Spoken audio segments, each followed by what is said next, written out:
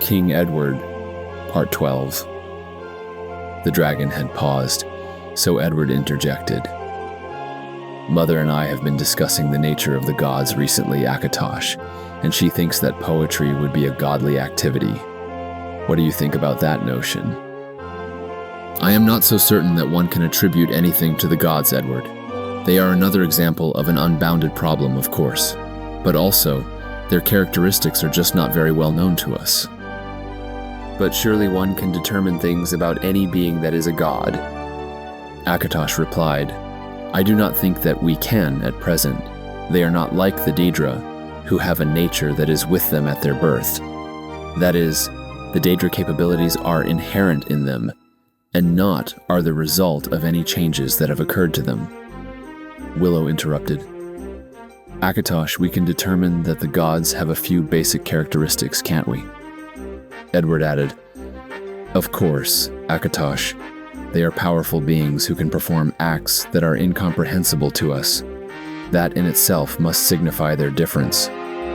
Akatosh nodded and replied, I understand your point of view, but to a farming community on Tamriel in our southern lands, that could also describe how they would perceive me. Perhaps this is attributable to the fact that they seldom see a dragon nowadays, but it also does not mean that I am a god. Neither does it mean that I am not a god. Willow giggled and said, Of course you're not a god, Akatosh. And Edward, smiling, nodded agreement. Akatosh replied, How do you know, Willow?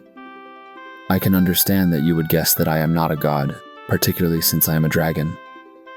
He grinned, and then continued, But how can you know that I am not a god?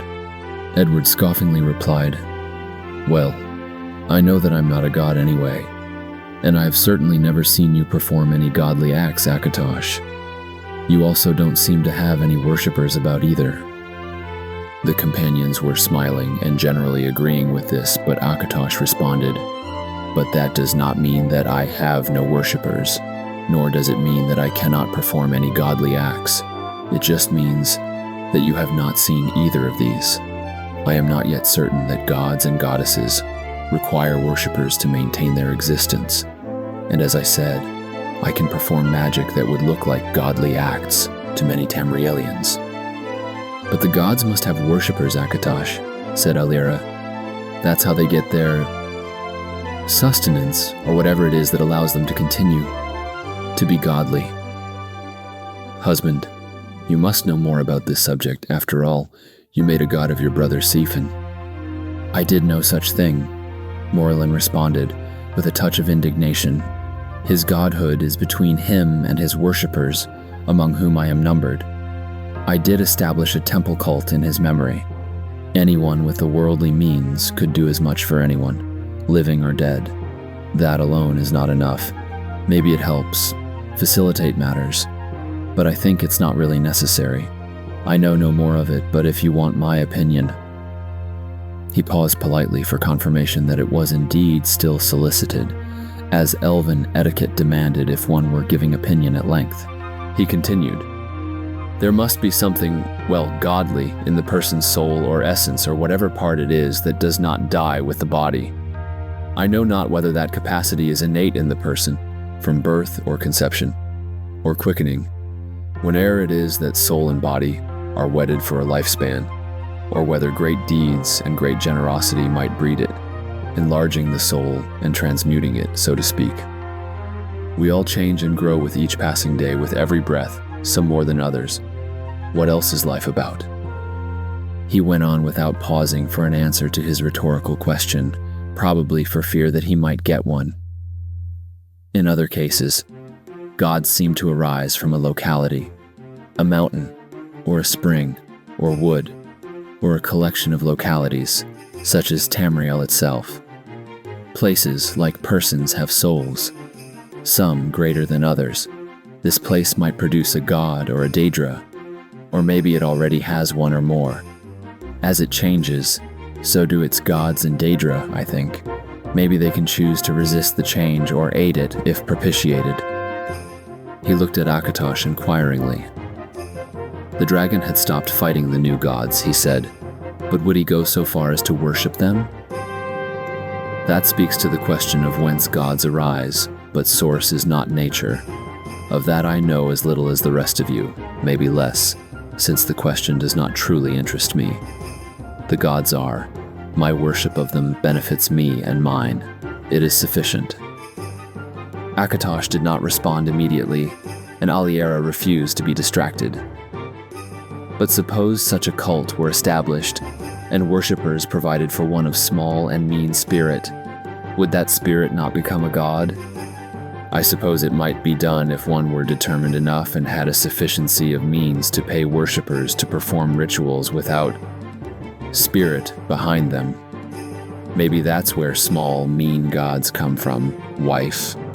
Or maybe Daedra. Maybe I'll raise a cult to thee and see what happens. Are you calling my spirit small and mean? Ali glared at him. Only by comparison. You don't fancy yourself a goddess, do you? You might make a Daedra, though. The experiment might be a bit too chancy. Could I just mourn you for a century or two instead? I'll think on it. What about you? You've deeds enough already to qualify for godhood, surely. Although if you plan on many more such, you may not outlive me. I'm doomed to be Ra'atham, living and dead. It's godhood of a sort, but what a sort.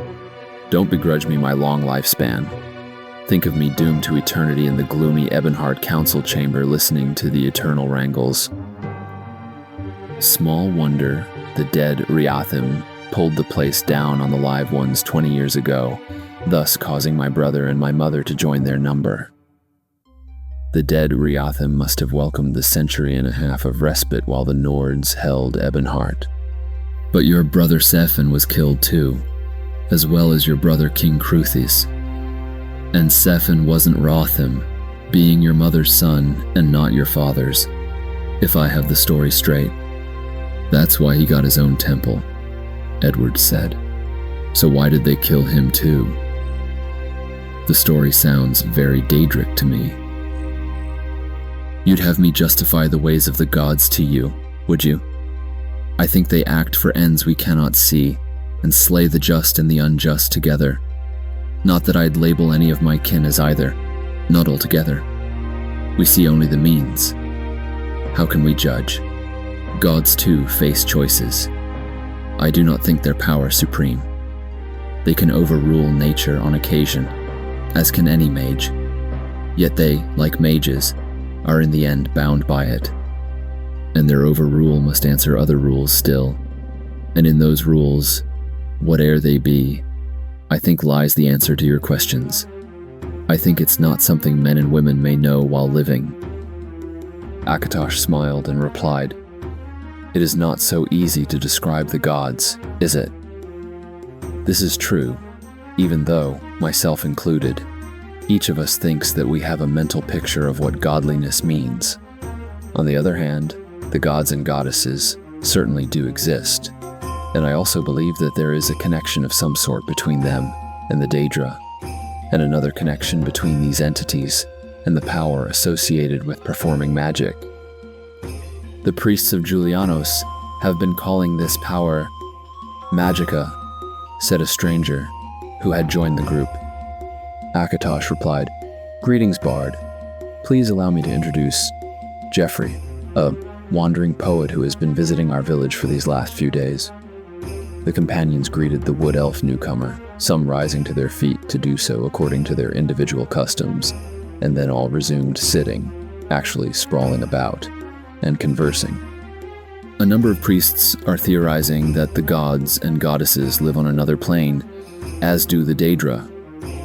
There is some debate amongst these priests as to whether they share the same plane of existence, or whether each has their own. And some of the Alessian priests are claiming that we can visit these alternate planes in our nightly dreams, added Beach. Edward asked, Why doesn't someone just ask a goddess or a Daedra about this? Geoffrey chuckled and replied, Most of us are not able to be so thoughtful when confronted by one of these beings, Edward. Also, there is a common belief that the gods and Daedra are as reluctant to discuss their own natures as dragons are to reveal anyone's true name. Edward looked quizzically at Akatosh, but Beach stated to Geoffrey, "Well said, Bard." And that pair shared the slightest of smiles.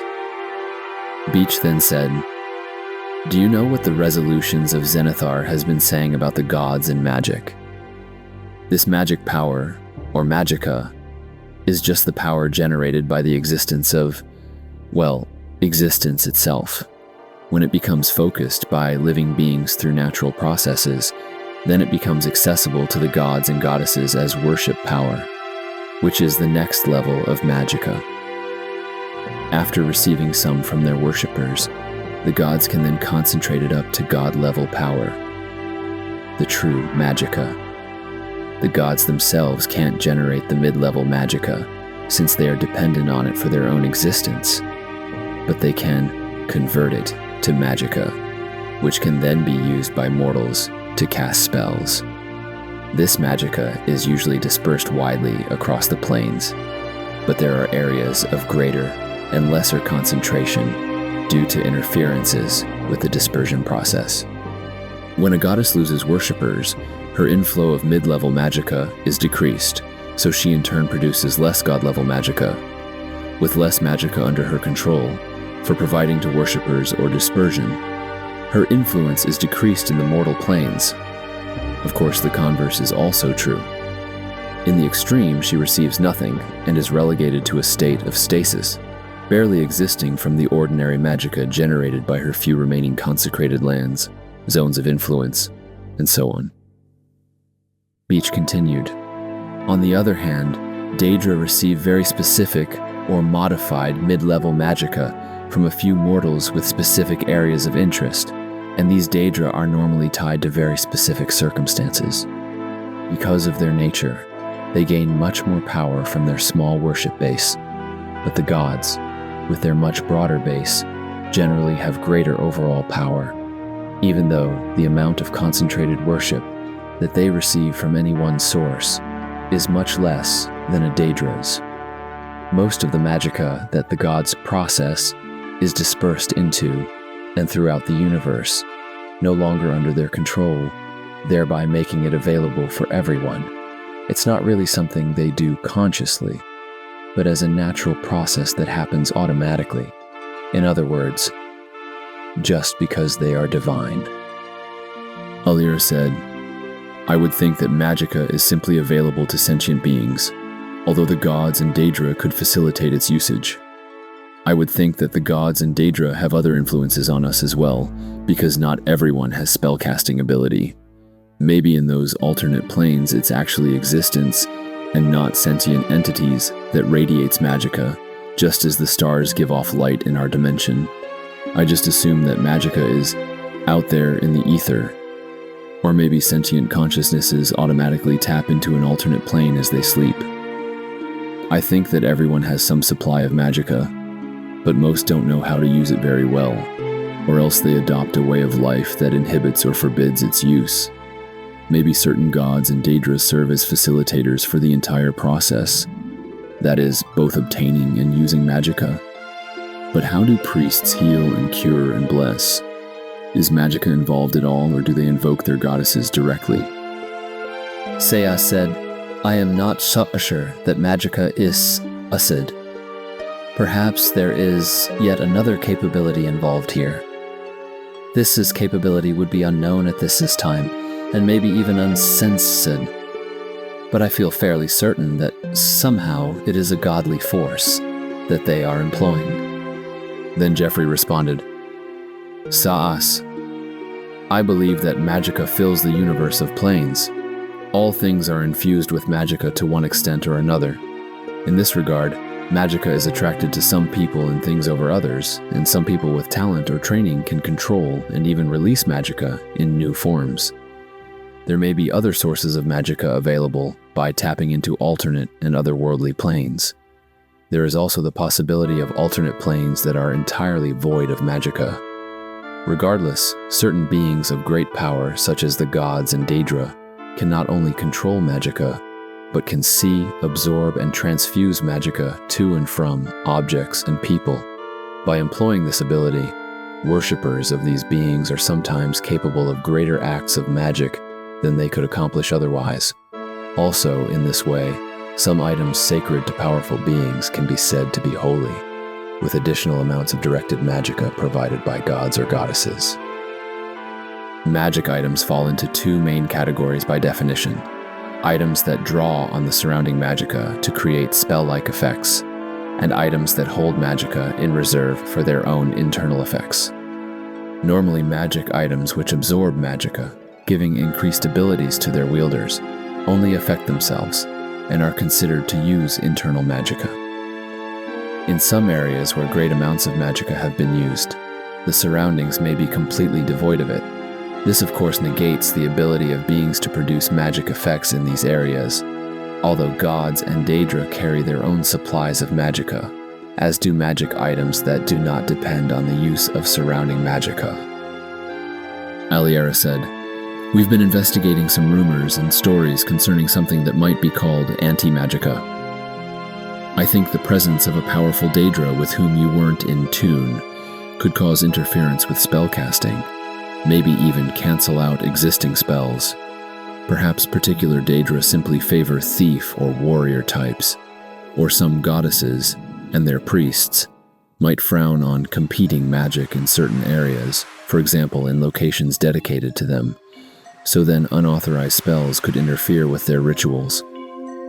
Willow asked, "Can Daedra supply magicka? And how about both a god and a Daedra being nearby?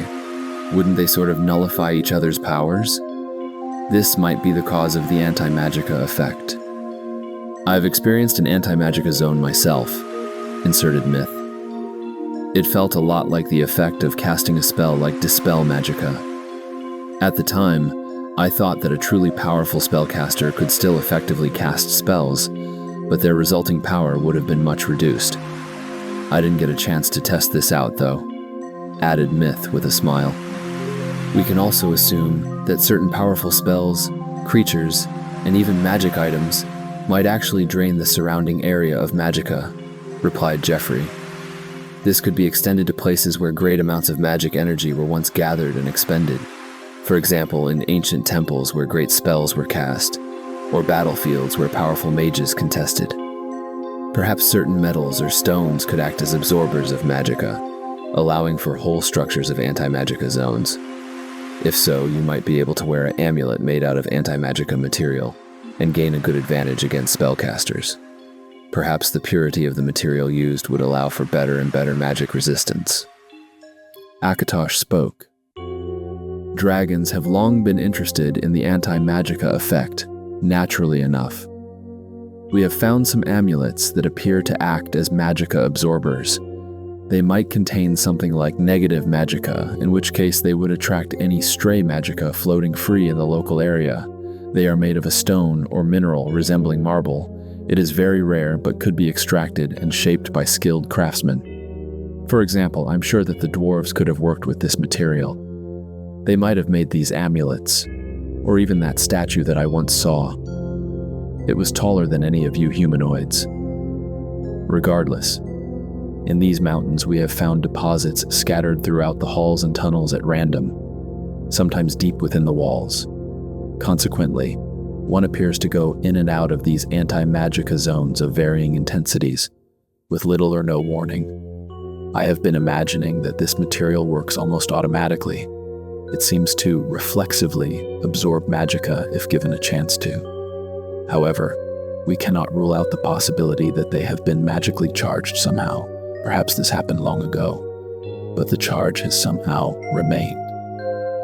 Morelin asked, "Would the amulet affect its wearer, or would he be immune?" "Maybe a blocking spell could be developed and then cast to shield the wearer from the effects of the substance." Morelin then asked, "But Akatosh, getting back to our earlier discussions, what do you think of the speculations concerning the connections between the gods and goddesses, Daedra and magicka?" Akatosh replied, "I think that there are many truths that we do not know, and perhaps there are some truths that we are not meant to know."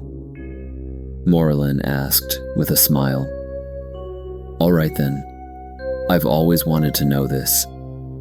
Considering the shape of your mouth and teeth, How do dragons manage to speak the humanoid languages so clearly? Akatosh paused, and then carefully responded, "Why, in much the same way that we can fly, even though our wings are not naturally strong enough to support such heavy torsos." Speaking of dragon flight and sunsets, Myth said, rising to his feet and squinting into the red-gold eastern sky. "We have a Vister, Dragon Lord. That's not a bird." Akatosh's head came up, and he too scanned the sky. Tension grew in him, and one by one the companions rose, watching as the distant dot grew nearer and resolved itself into the largest dragon they'd seen yet. "Matilda!" Akatosh exclaimed. "She deigns to bestow her presence on us."